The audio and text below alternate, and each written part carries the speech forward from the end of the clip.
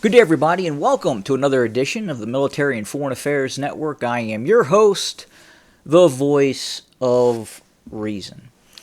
In today's episode, you could call it another lesson in insanity, but I have been discussing for quite some time now the prospects of the Democrat Party here in the United States attempting to create a one-party unitary state. Well, it's starting to happen. It's been happening for quite some time, but now we're seeing a quickening of the strategy and the tactics by the tyrannical Democrats. And make no mistake of it, they are absolutely 100% tyrannical. And as I talked about yesterday, what is happening now in Colorado? The former president of the United States, the leading opposition candidate, is now being removed from the ballot. We're now seeing efforts in California and other left-wing states to remove candidates the Democrats do not like, or better yet, feel threatened over, removed from the ballot. Now, ironically, as the last election occurred, and even going into the end of the Hillary Clinton, Donald Trump election process, you could hear the Democrats say two things, two important messages. One, that Donald Trump is a threat to democracy. And two, Donald Trump would create hell on earth, would create wars. And ironically enough, exactly what the Democrats threatened the American people with in terms of what Trump would do, they are doing exactly the same thing. So when you hear the Democrats say, this person is a threat to democracy, and it's just not Trump, it's anyone who they disagree with, that person is a threat to democracy.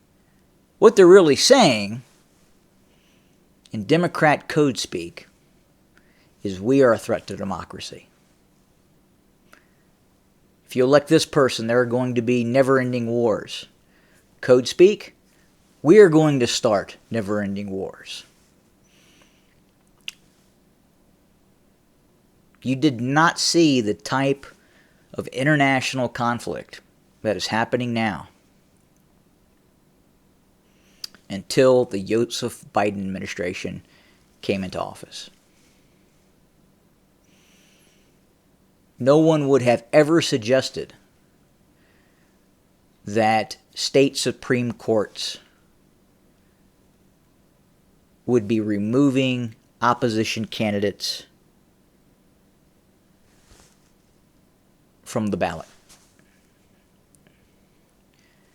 Now, some would say, well, the U.S. Supreme Court is going to intervene and prevent this from happening.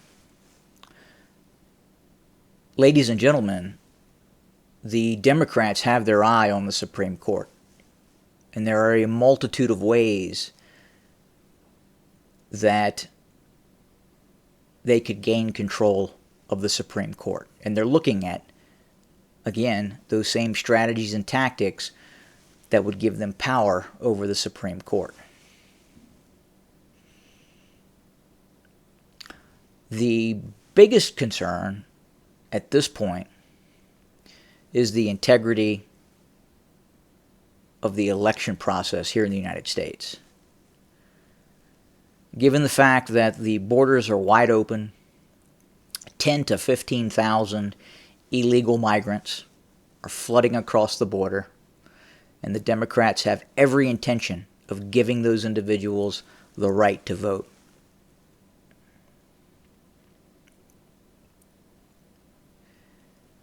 The election process, in which at one point in time you had to physically get up and go to a voting location and submit your vote, has been eliminated. I've talked about my experience here in my state, in which I've seen large sums of ballots being dropped off by individuals that I would define as left-leaning Democrats.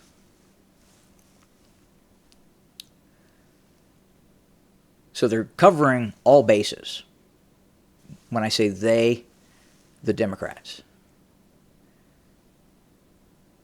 If they can't win through a fraudulent voting system,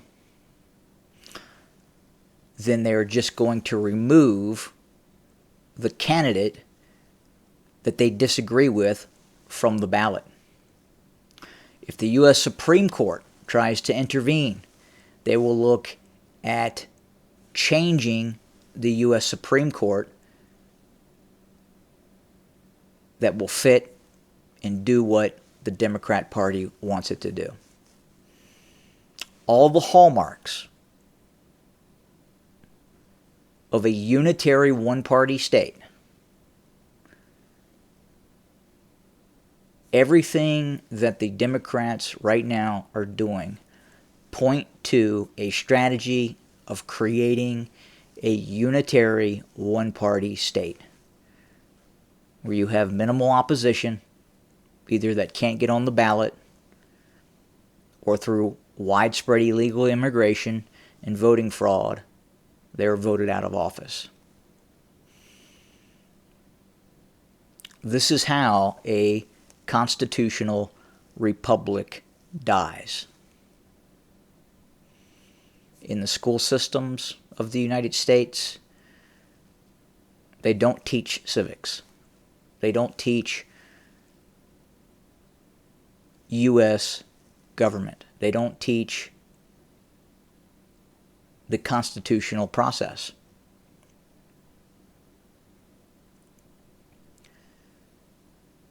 They teach other material. From early grade school to college, the indoctrination process is well underway. And this is not going to end well at all. And I think at this point, we're going to be looking at a quickening towards civil conflict. Have a good day.